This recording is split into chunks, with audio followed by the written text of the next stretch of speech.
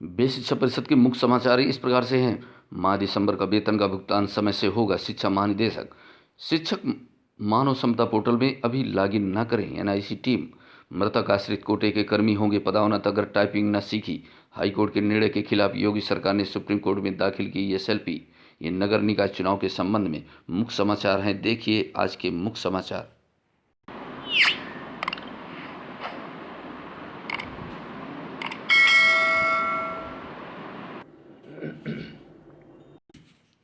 निकाय चुनाव में आरक्षण। हाईकोर्ट के निर्णय के खिलाफ योगी सरकार ने सुप्रीम कोर्ट में दाखिल की एसएलपी। स्थानीय निकाय चुनाव में ओबीसी आरक्षण को लेकर इलाहाबाद उच्च न्यायालय की लखनऊ खंडपीठ के निर्णय के खिलाफ प्रदेश सरकार ने बृहस्पतिवार को सर्वोच्च न्यायालय में विशेष अनुज्ञा याचिका दायर की है।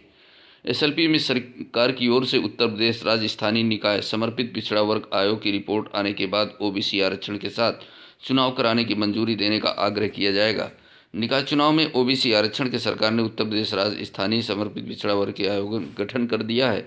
आयोग का गठन करने के बाद अब सरकार ने एसएलपी दायर की है। एसएलपी में सरकार ने उच्च न्यायालय के फैसले पर रोक लगाने, आयोग की रिपोर्ट आने के बाद ही चुनाव कराने की मंजूरी देने का आग्रह किया है। बुधवार को दिन भर नगर विकास विभाग और विधि विभाग के अधिकारी लखनऊ से दिल्ली तक एसएलपी दायर करने की तैयारी में जुट रहे हैं। यह है 3 रास्ते। उच्च न्यायालय के सेवानिवृत्त न्यायाधीश रंगनाथ पांडे का मानना है कि सर्वोच्च न्यायालय सरकार को आयोग की रिपोर्ट के आधार पर ओबीसी आरक्षण का निर्धारण कर चुनाव करने की अनुमति दे सकता है। इसके लिए समय सीमा भी निर्धारित कर सकता है। सर्वोच्च न्यायालय से राहत नहीं मिलने पर केंद्र सरकार लोकसभा में इससे संबंधित कोई बिल लाकर ओबीसी आरक्षण के साथ चुनाव कराने का रास्ता निकाल सकती है, लेकिन उसके लिए सभी राज्यों की सहमति लेनी होगी। यह रास्ता मुश्किल है और इसमें समय भी अधिक लगेगा। उच्च न्यायालय का फैसला सर्वोच्च न्यायालय के फैसले की लाइन पर ही होने के कारण सुप्रीम कोर्ट एसएलपी को खारिज भी कर सकता है, क्योंकि यह भले ही तात्कालिक रूप से यूपी से जुड़ा हो, लेकिन पूरा मामला पूरे देश से संबंधित है।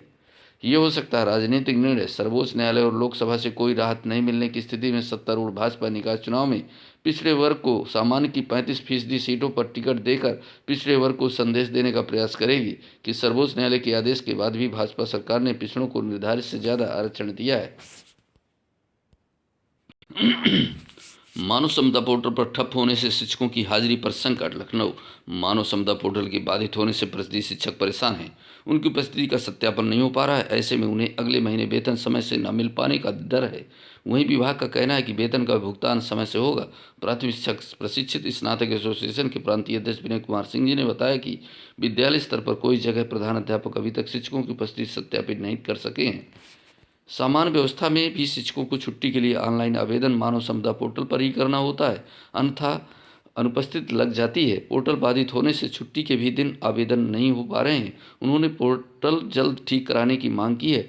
मामले में महानिदेशक उच्च शिक्षा विजय किरण आनंद जी ने कहा है कि पोर्टल अपडेट किया जा रहा है, वेतन का समय से भुगतान कराया जाएगा, शिक्षक परेशान न हो। 2 साल में टाइपिंग न सीखी तो मृतक आश्रित कोटे के कर्मी होंगे पदोन्नत। लखनऊ से समाचार पत्र में प्रकाशित खबर। मृतक आश्रित कोटे में नौकरी पाने वाले कर्मचारी अगर नियुक्त के 2 साल के भीतर टाइपिंग टेस्ट में पास नहीं होते हैं तो उन्हें चतुर्थ श्रेणी के पद पर पदोन्नत करने का आदेश जारी कर दिया जाएगा। इसके लिए नियुक्त एवं कार्मिक विभाग ने संशोधित नियमावली जारी कर दी है। अभी तक टाइपिंग टेस्ट पास न कर पाने पर सेवा समाप्ति का प्रावधान था। अपर मुख्य सचिव नियुक्त एवं कार्मिक देवेश चतुर्वेदी जी ने इस संबंध में उत्तर प्रदेश सेवाकाल में मृत सरकारी सेवकों के आश्रितों की भर्ती 13वां संशोधन नियमावली 2022 जारी कर दी है।